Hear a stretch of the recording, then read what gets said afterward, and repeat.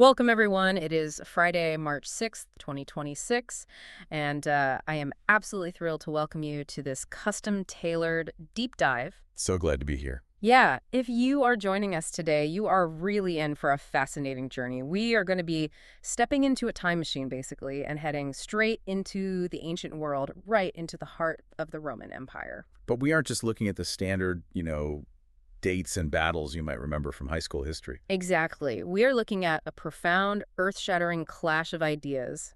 I've honestly been looking forward to this one all week because the source material we're working with today is incredibly dense, it's incredibly dramatic, and surprisingly relevant. It really is. We are pulling from a translated volume containing two monumental texts.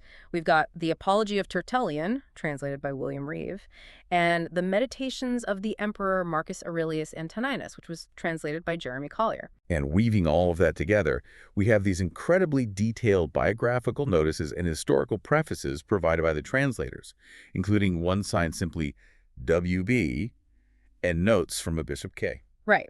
So our mission for this deep dive is to uncover how one of history's greatest legal and philosophical defenses was constructed.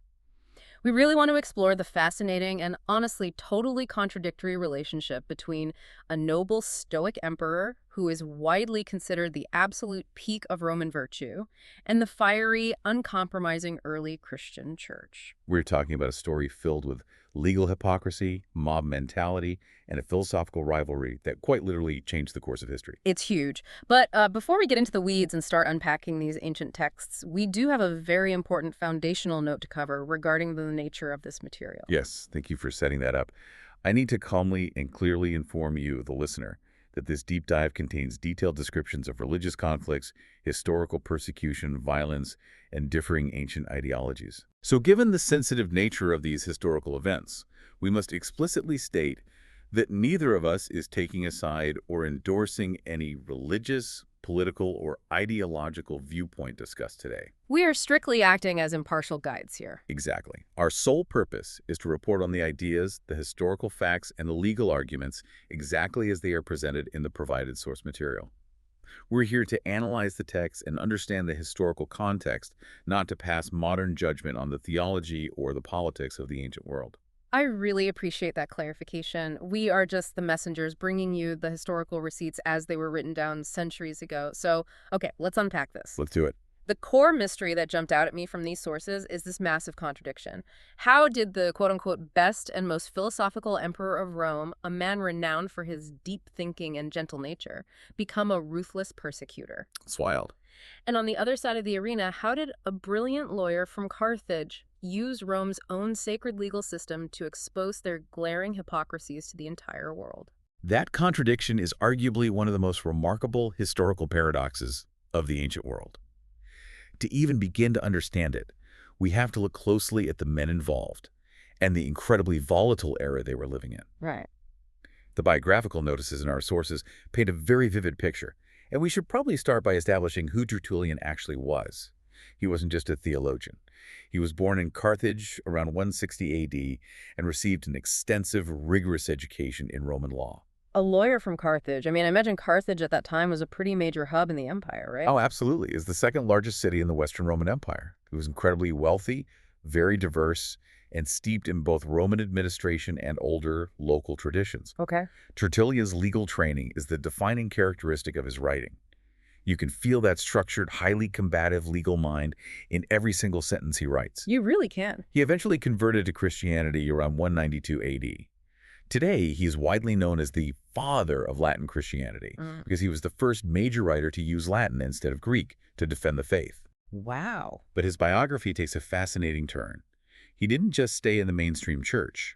About 10 years after his conversion, he joined a highly strict, fringe sect known as the Montanists. Okay, I was hoping we could pause on that word. The text mentions he became a Montanist, but for those of us who aren't, early church historians, what exactly does that mean? Why did he leave the mainstream group? Well, according to the notes by Bishop K, referenced in our text, Tertullian made this shift because he fundamentally craved a stricter, more rigorous life than the relatively lax clergy he saw around him were offering. He wanted more intensity. Precisely. To understand Montanism, you have to picture an intense apocalyptic movement. They believed in new prophetic revelations, they demanded extreme fasting, Hmm. and crucially, they actively forbade fleeing from persecution. Oh, wow. Yeah, if the Romans were coming to arrest you, a Montanist believed you had to stand your ground and accept martyrdom. No running away. None. Tertullian looked at the mainstream Christians of his day, many of whom were just trying to quietly survive and blend in, and he found them deeply compromised.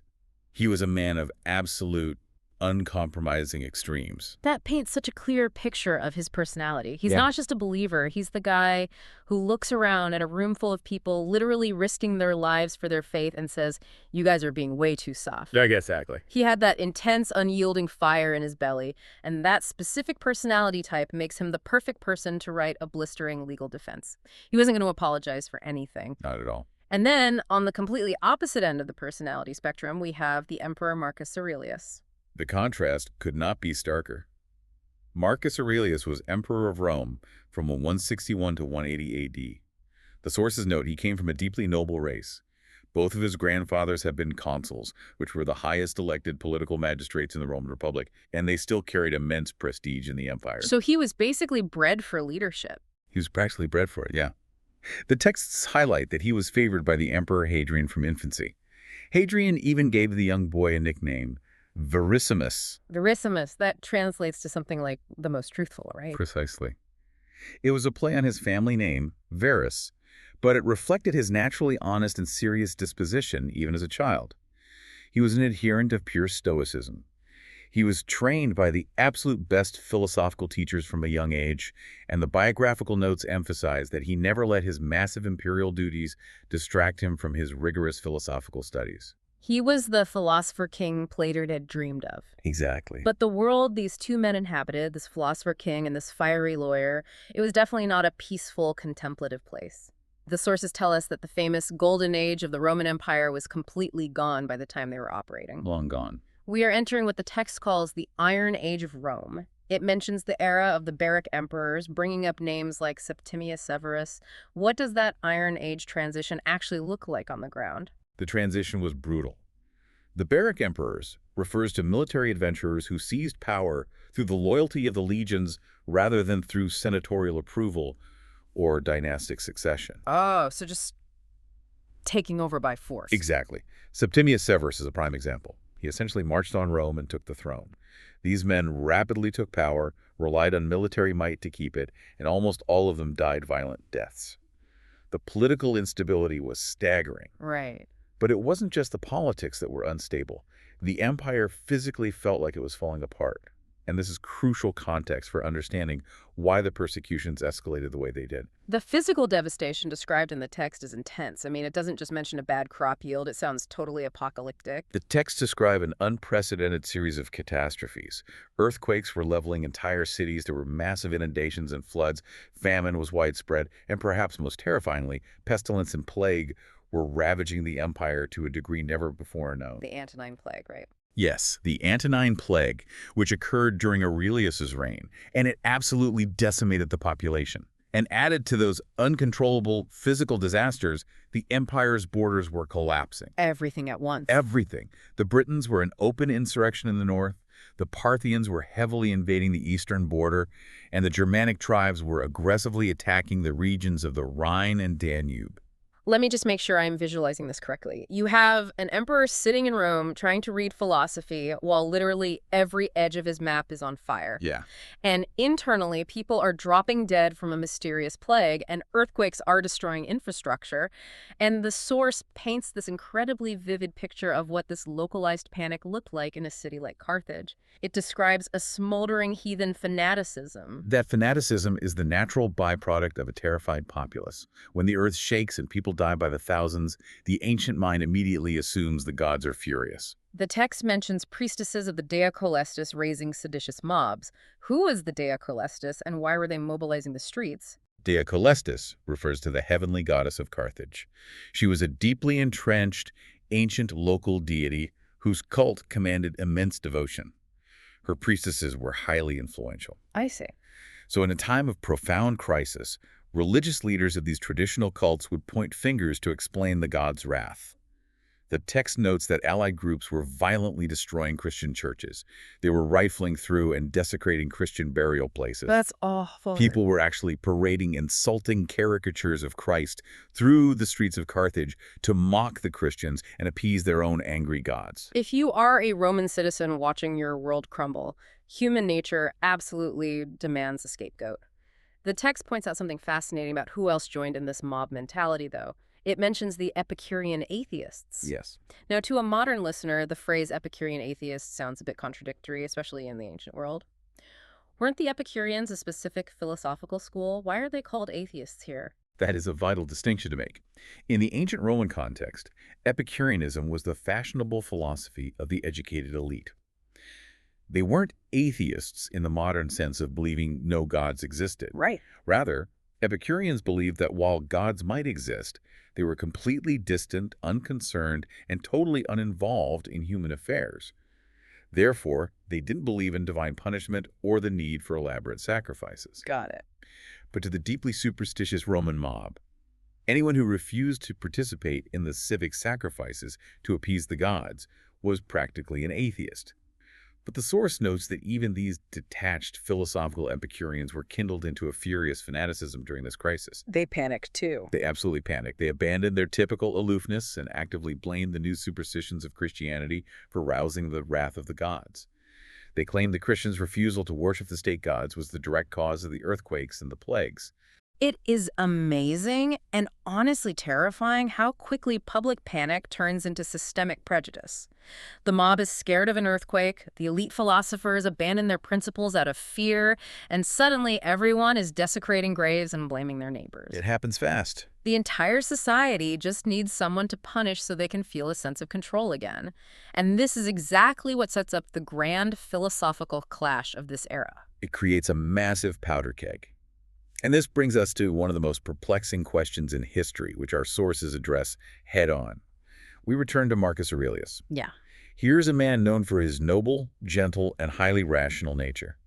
Yet, the text explicitly records that he became the most systematic persecutor the church had ever faced. It's hard to wrap your head around. He acquiesced to the general toleration shown by his predecessors at first, but as the crises mounted, he went to work on a deliberate legal system to destroy the Christian faith. What? The text notes that under his specific rule, we see the horrific martyrdoms of prominent figures like Polycarp, Justin Martyr, and the brutal slaughter of the martyrs of Lyons, including an enslaved woman named Blandina and a bishop named Pothinus. I have to play devil's advocate here, or at least voice the confusion I think a lot of people feel reading this.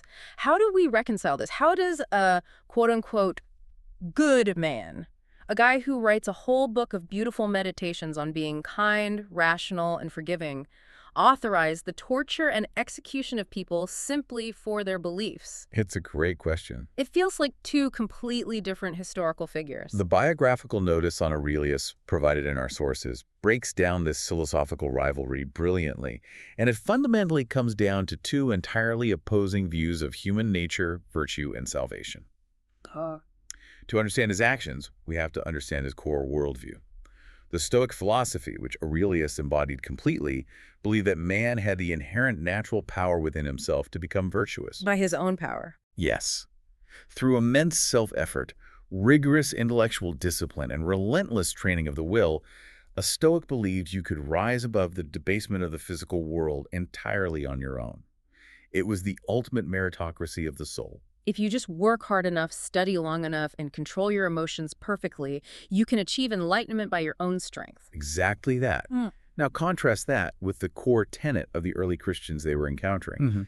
The text says, the Christian belief was foundationalized on the concept, without Christ we can do nothing. A totally different approach. Completely different. It was a philosophy of grace and divine reliance, rather than self-generated elite discipline. What's fascinating here is thinking about the psychological friction this must have created in the emperor's mind. Here is this Stoic leader who has worked so hard, studied so diligently under the greatest masters, and trained his mind for decades to rise above human frailty and fear of death. Yet he looks out into the arenas of his empire and sees unlettered, ordinary Christians. He sees commoners, slaves like Blandina, the deeply poor people with no philosophical training whatsoever, achieving greater morality and demonstrating more fortitude in the face of horrific, violent death than his highly trained aristocratic philosophers ever could. The source argues that this specific dynamic bred profound bitterness and rivalry in Aurelius. It was a deeply personal offense to his entire life's work. That makes a lot of sense. He saw himself distanced and surpassed in the very virtue he had made a sincere, though in his eyes, perhaps futile endeavor to win on his own. He was looking at people who seemingly bypassed all the rigorous intellectual hurdles he valued and attained a state of fearless tranquility that he struggled daily to maintain. It's almost like a form of spiritual or intellectual jealousy. Very much so. The Stoic philosophy was essentially designed for the elite, right? It was for the educated, the people who had the leisure time to sit around, read, and meditate on the nature of the universe. Yes, the aristocrats. The text notes how Aurelius's carefully cultivated tranquility was actively irritated by the Christians' eagerness to convert the whole world. The Stoic thought true enlightenment was an exclusive club for those who could earn it. But Christianity was offering a form of ultimate truth and moral victory to the poor, the unlettered, to everybody. Exactly. It completely democratized virtue, and that just deeply offended the emperor's aristocratic sensibilities. What's fascinating here is that it was a profound offense to his worldview, an inversion of the natural order as he saw it. And to make matters worse, the source points out a tragic irony that fueled his anger further. The unworthiness of some people claiming to be Christians caused the name of Christ to be blasphemed in the wider society. Meaning there were people calling themselves Christians who were acting terribly, and Aurelius saw that. Precisely. The very virtue and high moral standard of Aurelius embittered him all the more against those who held aloft a supposedly divine standard, but lived unholy, hypocritical lives. I see. He saw the hypocrisy of some members of this new sect, combined with the unyielding, almost joyful martyrdom of others, and it inflamed his sense of righteous persecution. In his mind, they weren't martyrs for truth. They were an irritating, stubborn, irrational superstition that was actively tearing at the fabric of Roman societal order during a time of extreme existential crisis. Okay, so that sets the stage perfectly. The empire is bleeding from wars and plagues. The emperor is philosophically offended by this new egalitarian faith. The panic mobs are demanding a scapegoat to appease the gods, and Christians are being violently dragged into courtrooms across the Roman world. That's the landscape. This is the exact moment, the precise historical pressure cooker, where Tertullian steps up to the podium and writes his apology. And this brings us to chapter 1 and 2 of his text. And I have to say, reading his opening arguments, the tone of this guy is unbelievable. It really is. He is not begging for mercy. He's not saying, please, your honors, we're sorry, just let us live quietly. He sounds like a high-powered defense attorney demanding rigid, uncompromising justice from a corrupt bench. His tone is incredibly striking. The translator's notes point out that Tertullian understood the Christian cause far too well to think it stood in need of standard oratory or the typical legal arts of excusing behavior. Right. The notes discuss the specific Latin term deprecare, which means to intercede for pardon or to excuse a criminal's actions. Tertullian absolutely refuses to engage in deprecare. No pardons. None. He doesn't want a pardon, he wants vindication. His main argument right out of the gate is a blistering attack on the magistrates themselves. He claims that the Romans are persecuting out of pure, willful ignorance. He accuses the greatest legal minds of the empire of purposefully blindfolding themselves. He has this incredible opening where he addresses the Roman magistrates directly. He basically says, you guys are the guardians of the empire, the highest judges in the land. But if you won't give us a fair public hearing, if you are too afraid or too embarrassed by the mob to actually examine our cause in open court, then the very least you can do is read this text in the privacy of your chambers. It's a brilliant move. He argues that they hate what they don't understand, and he turns the tables on them legally. He says their ignorance doesn't excuse their unjust verdicts. It actually binds a heavier legal guilt upon them. He then starts to break down the sheer structural hypocrisy of the Roman legal system when it comes to how they process Christians compared to everyone else. And this is where Tertullian's extensive legal brilliance truly shines. Yeah. He isn't just making a theological complaint. He is pointing out a massive, undeniable procedural flaw in Roman jurisprudence. Yeah. He outlines how standard trials operate. In a normal criminal trial, say for murder, incest, sacrilege, or rebellion against the state, the court meticulously investigates the facts of the case. Like any normal court. Exactly. The magistrates demand to know the exact time the crime occurred, the specific place, the manner in which it was executed, and the identities of any accomplices. It is a rigorous search for empirical evidence. But, as Tertullian points out, in the trial of a Christian, all these standard sacred forms of Roman justice are completely thrown out the window. They just ignore them. Totally. The court suddenly refuses to investigate the nature of the actual crime. They only investigate the name. I found this part so compelling because it highlights how prejudice completely breaks down logic. If a guy gets dragged into court and admits to being a murderer, the judge doesn't just bang the gavel and say, okay, cool, guilty, next case. Right, they have to prove it. They have to build a file. They ask, where's the body? What weapon did you use? Who helped you hide the evidence? But with Christians, Tertullian notes, all the judge cares about is inflaming the mob and getting a confession of identity. He says, the question is about his name only. Just the name. And the rumors they believed about what that name entailed were completely unhinged. I mean, the text gets really graphic here about the urban legends circulating in Rome. Tertullian challenges the Romans to bring into court a true factual list of how many infants every Christian has supposedly killed and eaten. He mockingly asks the magistrates what specific cooks they used for dressing and preparing children's flesh. The sheer absurdity of the charges is a core part of his legal defense. He is mocking the Romans for abandoning their vaunted rationality to believe things that are physically and logistically laughable, all without demanding a single shred of material proof. He mentions the widespread rumors of horrific incest committed in the dark during Christian gatherings. We have to talk about the dogs. Oh, yes. The dogs. When I read this part of the source material, I had to stop and reread it because it is just so bizarre. The text mentions rumors of pimping dogs. And the translator's notes actually take the time to explain this in detail because it was a genuinely held belief among the Roman populace. Could you walk us through the mechanics of this insane rumor? It is a perfect example of how wild mass hysteria can become.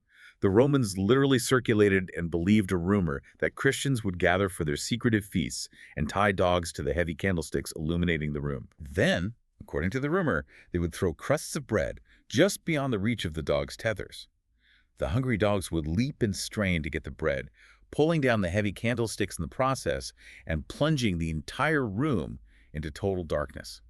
And in that manufactured darkness, the rumor claimed, the Christians would immediately commit indiscriminate incestuous acts. it is absolute madness. Tertullian is basically looking at the magistrates and saying, you actually believe this. You consider yourselves the most powerful, rational, sophisticated legal minds in the known world, and you are condemning citizens to death because you think we have special candlestick-pulling dogs trained to orchestrate orgies. It's ridiculous when you say it out loud. He uses the utter ridiculousness of the rumor to highlight the total absence of investigative justice. It highlights perfectly how deep prejudice completely short-circuits rational thought and legal integrity. And Tertullian uses this absurdity to expose the deeper, systemic contradictions in the empire's highest laws. This brings us to a piece of evidence he uses that is a masterpiece of exposing bureaucratic confusion: the famous correspondence between the Emperor Trajan and Pliny the Younger. Here's where it gets really interesting, especially for anyone who has ever dealt with convoluted corporate policies. Oh, definitely. Pliny the Younger is this Roman governor in a distant province, essentially a middle management guy trying to keep the peace. He writes a letter to the CEO, Emperor Trajan, saying, hey, I've got all these Christians being brought before me. I've interrogated them. I've even tortured a few. And honestly, I can't find anything actually wrong with them, except they're super obstinate about not sacrificing to our state gods. They meet before dawn, they sing hymns to Christ, and they take oaths promising not to commit fraud, theft, or adultery. So, what exactly am I supposed to do with them? And Trajan's response is amazing. And Trajan's official imperial response is just mind-boggling in its contradiction. Trajan's order back to Pliny became official policy, and it stated, do not search for Christians, but if they are brought before you and accused, punish them. It makes no sense. Tertullian, with his brilliant legal mind, absolutely rips this logic apart. He exposes the tangled, cowardly, bureaucratic ambiguity of it all. He writes, "O perplexity between reasons of state and justice." He declares us to be innocent by forbidding us to be searched after, and at the same time commands us to be punished as criminals. It is the ultimate catch-22. Tertullian points out the massive cognitive dissonance. He says, what a mass of kindness and cruelty. If we are genuinely criminals, if we are baby-eating, incestuous traitors who pull down candlesticks, why aren't you searching for us the way you actively search for highway robbers and political traitors? You have Roman soldiers constantly patrolling the provinces looking for bandits. But a Christian is the only criminal you aren't allowed to look for. However, if a random neighbor hands him over to you, suddenly you have to execute him. It makes absolutely zero legal sense. It is a profound failure of legal logic. If we consider how this applies universally, think about modern legal or corporate systems. Have you ever encountered policies that directly contradict themselves just to appease public outrage or maintain a fragile status quo? All the time. Tertullian was essentially calling out second-century public relations management, masquerading as supreme justice. The Roman elites, like Trajan and Pliny, knew perfectly well that the Christians weren't actually eating babies or committing violent treason, hence the pragmatic order not to waste state resources hunting them down. Right, they knew it was fake. But they also had to appease the angry, superstitious mobs who demanded blood to appease the gods, hence the order to execute them if they were publicly accused. It was a purely political compromise that completely sacrificed the integrity of Roman law. And that hypocrisy gets even darker and the logic gets even more twisted when Tertullian brings up the Roman use of torture. We are moving into chapters 2 and 3 of the Apology here. The Romans were notorious for their use of torture devices. It wasn't a secret. It was a standardized legal tool used in their justice system to extract information. It was standard operating procedure. But Tertullian points out a profound, almost dizzying paradox in exactly how they applied it to Christians versus how they applied it to regular criminals. This is perhaps his most incisive legal observation.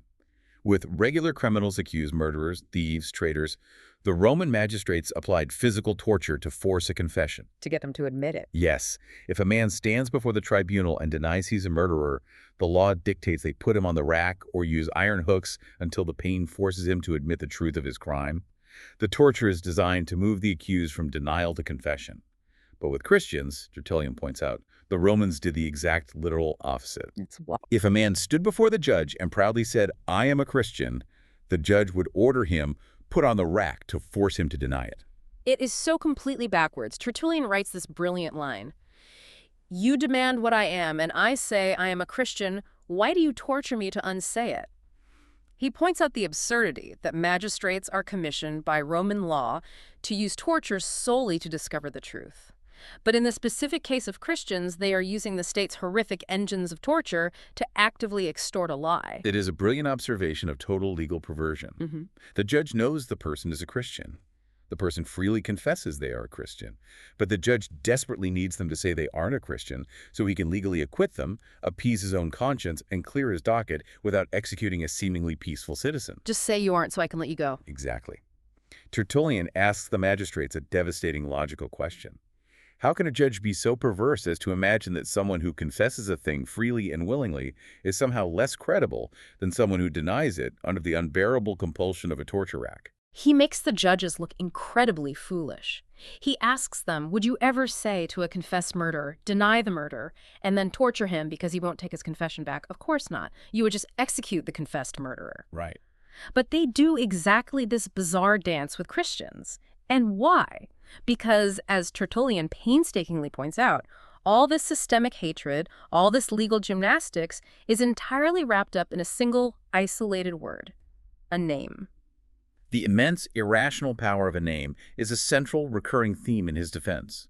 He demonstrates how this everyday social prejudice operated on a street level, separate from the courtrooms. He notes how Romans would converse in the marketplace, saying things like, Quijus Sejus is a very good man, but he is a Christian. But... Or they would gossip about a woman who used to be an infamous lewd vagrant, or a young man who was notoriously wild and amorous, but who had now remarkably reformed their lives. Yet instead of praising the new philosophy or religion that caused this tangible moral reformation, the Romans would use the name Christian as a stigma to completely cancel out the undeniable good behavior. It's the classic, he's a great guy, it's just a shame about his religion attitude. Tertullian points out the cognitive dissonance here. He says the Romans are so darkened with blind prejudice that they actually blunder into the commendation of the very thing they are trying to condemn. I do. They admit the person is now good, temperate, and honest, but they passionately hate the name of the group that made them that way. And the linguistic irony layered on top of this is just incredible. The Romans couldn't even get the name they hated right.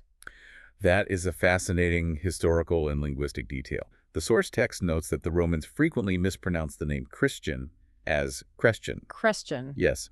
In Greek, the root word Chrestus implies benignity, sweetness, and kindness. The translator's notes discuss how Tertullian seizes upon this linguistic error to show that the Romans are literally hating people for a word that means sweetness and goodness. That is so ironic. They are outraged at a sound, a harmless combination of letters, without ever bothering to examine the founder of the sect or the actual moral principles of the institution. It's like violently hating someone just because their legal name happens to be Mr. Nice Guy. It is totally fundamentally irrational. And Tertullian almost seems to laugh at the sheer blinding stubbornness of his fellow Romans. He gives these wild, everyday examples of domestic life being torn apart by this prejudice. The domestic examples are heartbreaking. He describes a husband who is now completely cured of all his former jealousy because his once erratic wife converted and became perfectly modest and faithful. But instead of being happy, the husband actually turns her out of the house. He would literally rather live with a deceitful adulteress than a faithful Christian wife. The social consequences of the name were absolute. The text also mentions a father who disinherits his son. The son has become obedient and respectful, ceasing all his previous rebellious behavior simply because he became a Christian. The father disinherits him anyway. It's so stubborn. It mentions a master discarding a formerly unfaithful, thieving slave who has now become entirely trustworthy solely because of the slave's new religion. In every scenario Tertullian presents, the blind hatred of the name completely overrode all the tangible, practical, everyday advantages of the virtue that flowed from it. The prejudice was stronger than their own self-interest. Okay, so if you are a Roman magistrate reading this, Tertullian has backed you into a severe logical corner. He has exposed your procedural flaws, mocked your rumors, and highlighted the absurdity of your social prejudices. Now, the typical Roman legal defense when someone pointed out their system was flawed was basically a shrug, point to a scroll, and say, well, the law is the law. We can't change antiquity. Our glorious ancestors wrote this, so we have a sacred duty to enforce it without question. The classic appeal to tradition. Right. But in Chapter 4 of the Apology, Tertullian anticipates this exact counter-argument and completely destroys this ironclad law defense. He dismantles it by reminding them of a fundamental truth about jurisprudence. Human laws are exactly that, human. And because they are the creations of men, they are inherently fallible and subject to the limitations of the era in which they were written. They are the composures of mortals, not the immutable commands of a deity. They aren't perfect. Therefore, he argues, they not only can be amended, they absolutely must be amended when experience, societal evolution, and basic justice demand it. He asks the magistrates if it's really so strange or unprecedented to see mortals make errors in crafting laws, and then growing wiser upon gaining experience and choosing to repeal what they once vehemently approved. And he doesn't just make a lofty philosophical point. He brings brutal historical receipts. He uses gruesome, documented Roman history against them to prove his point. He points back to the old foundational laws of the 12 Tables. Now, the translator's notes give us the exceptionally graphic details on what this ancient law entailed. It is very graphic. Under this old statute, if a Roman debtor was insolvent, meaning if he owed money to multiple creditors and simply could not pay his debts, the creditors had the absolute legal right to literally chop the man into pieces. They could dissect his living body in proportion to the exact debt he owed to each of them. It was a profoundly barbaric, archaic law, likely originally designed to terrify people out of taking on debt they couldn't repay. But as Tertullian powerfully notes, succeeding ages of Romans realized how horrific and detrimental such a law was to a functioning society. They woke up. They did. The Romans themselves, relying on their evolving sense of civilization, repealed those sanguinary statutes. They chose to commute the capital punishment into a mark of public infamy and the legal selling off of the debtor's earthly goods.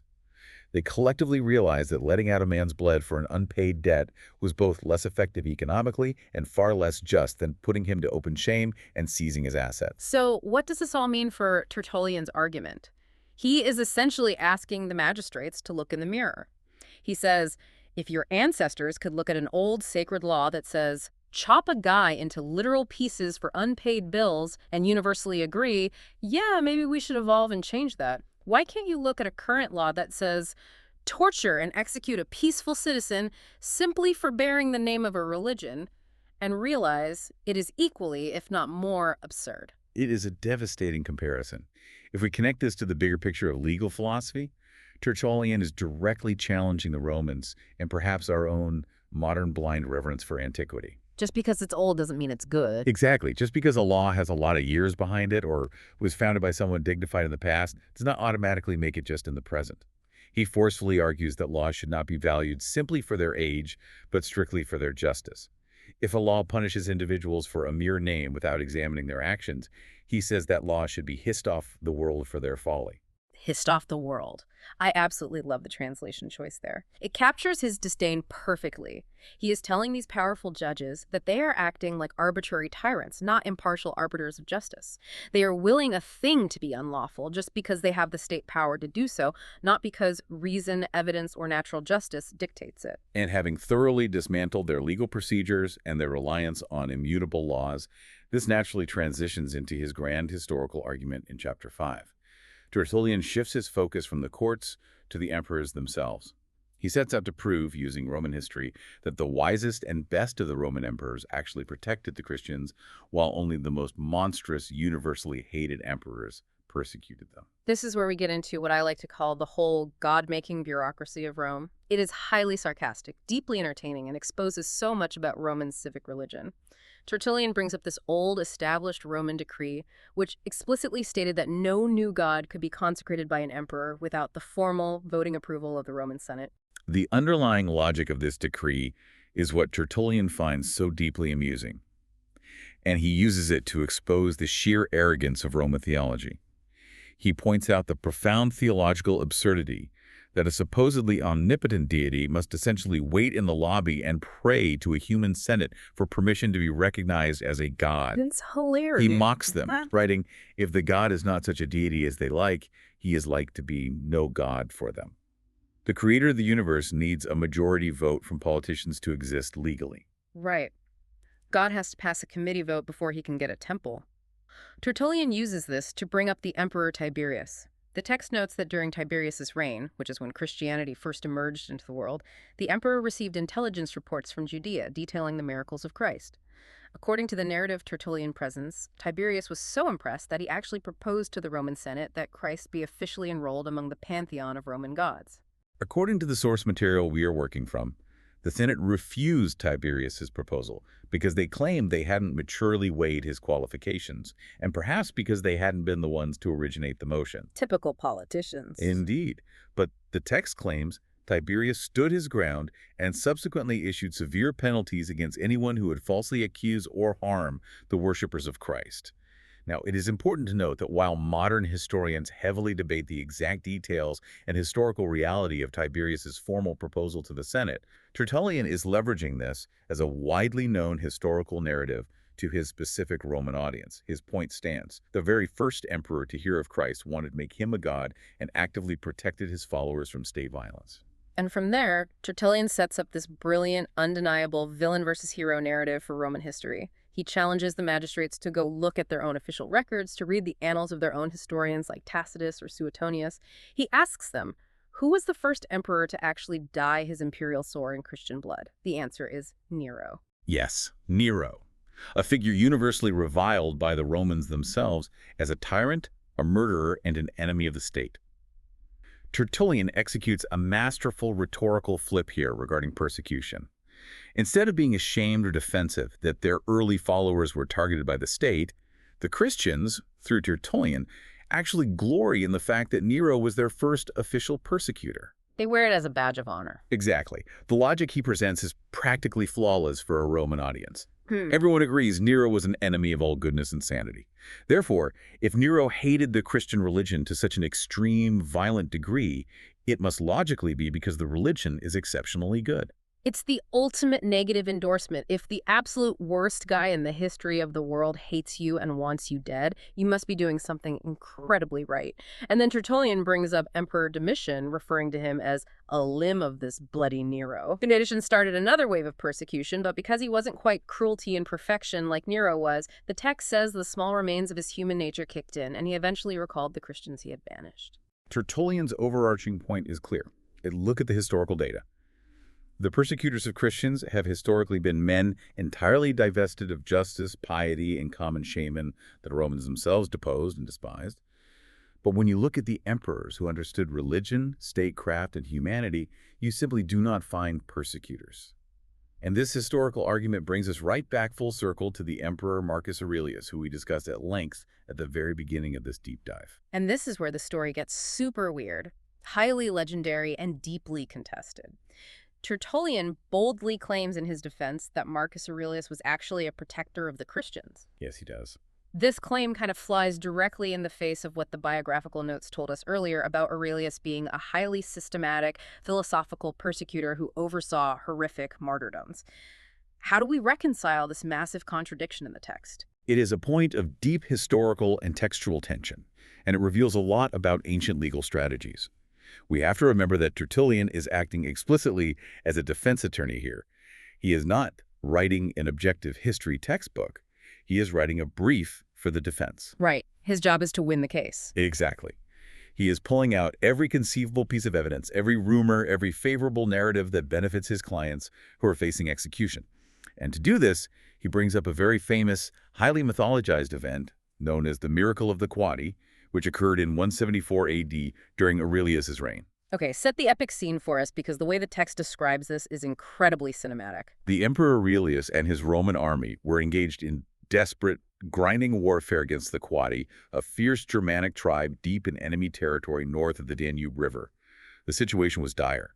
The Roman army found themselves trapped in a valley under a burning sun, surrounded by enemies, with absolutely no water to be found. Sounds like a nightmare. They were completely exhausted, cut off, and on the verge of perishing entirely from thirst before the enemy even attacked. According to the text, a specific group of Christian soldiers serving in one of his legions, known as the Melitene Legion, stepped forward, fell to their knees, and began to pray fervently for deliverance. And suddenly, against all meteorological odds, a massive, miraculous storm arose out of nowhere. The text describes it almost like a targeted strike from heaven. The rain comes pouring down in absolute torrents directly on the Roman camp, saving the soldiers who were catching the water in their helmets. But at the exact same time, terrifying lightning flashed down and aggressively scattered the Quadi army, preventing them from attacking. Precisely. It was a dual miracle: salvation for the Romans and destruction for their enemies. And Tertullian aggressively claims in this apology that there was an official imperial letter written by Marcus Aurelius himself, acknowledging to the Senate that this miraculous deliverance was directly due to the prayers of the Christian soldiers in his ranks. Tertullian says that as a result of this letter, Aurelius couldn't publicly or legally repeal the ancient penal laws against Christians, but he effectively neutralized them by threatening to burn alive anyone who falsely accused a Christian. But the translator's notes jump in here with a pretty heavy reality check, right? We have to look at the historical consensus WB provides. Yes, the notes, particularly the historical preface by WB, clarify this extensively. They point out that while the event of a sudden life-saving storm during the Quadi campaign is a corroborated historical fact, Yeah? it is even depicted on the column of Marcus Aurelius in Rome. The existence of this specific pro-Christian letter from Aurelius is highly, highly debated and generally dismissed by modern scholars. So it's likely fake. There is a letter sometimes printed after Justin Martyr's apology that claims to be from Aurelius, but it is now pronounced by historians to be a later forgery, not genuine. The notes firmly remind us of our earlier point. Aurelius was a systematic persecutor. However, what matters for our analysis of Tertullian's text is not the objective historical truth of the letter, but the fact that Tertullian confidently and publicly used this story in his legal defense. It's the ultimate power move. He was actively wielding the immense, universally respected reputation of the good Emperor Aurelius as a weapon to shame the current, lesser magistrates who are judging his people. He's basically standing in the courtroom saying, look at the legacy of your greatest emperors. Tiberius wanted to protect us. The great Marcus Aurelius literally credited us with saving his entire army from annihilation. The only emperors who hated us were undeniable monsters like Nero. So I ask you, magistrates of Rome, whose legacy are you trying to uphold today when you send us to the rack? It is an incredibly bold, almost dangerously audacious courtroom maneuver to use their own revered history against them. It is a masterclass in aggressive rhetorical strategy. He takes the very history, the very legal foundations, and the very cultural heroes the Romans revere and weaponizes all of it against their current prejudices. He systematically dismantles their legal procedures regarding evidence. He invalidates their reliance on ancient, unchangeable statutes, and he completely rewrites their historical narrative regarding the emperors. He leaves the prosecuting magistrates with absolutely no logical, legal, or historical ground to stand on.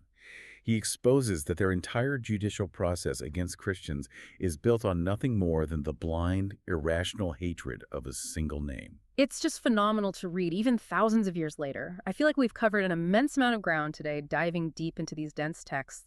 We've seen how Tertullian, this fiery, brilliant, uncompromising lawyer from Carthage, used cold, hard logic, biting sarcasm, and profound legal precedent to completely dismantle an empire's systemic prejudice.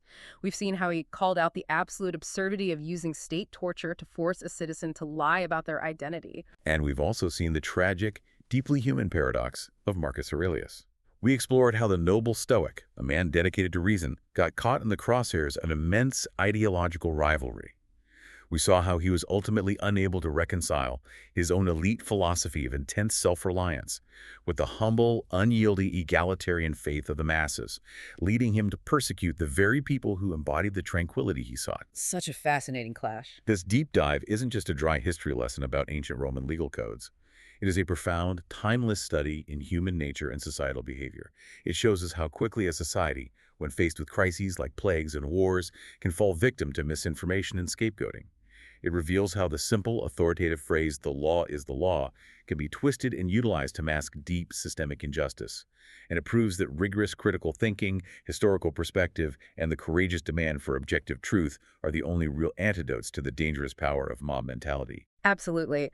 The psychological and societal parallels to how humans operate today, whenever we face a crisis and look for someone to blame, are striking.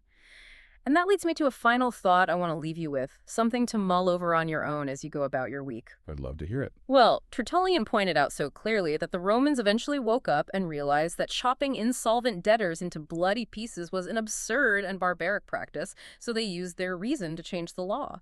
Yet in that exact same era, they remained completely stubbornly blind to the equal absurdity of torturing a man on a rack simply to force him to lie about his religious affiliation. It makes you wonder, what deeply held social conventions or legal norms do we blindly enforce today simply because it's the law or it's how it's always been done, that a civilization 2,000 years from now will look back on, read about in their histories, and find completely and utterly barbaric?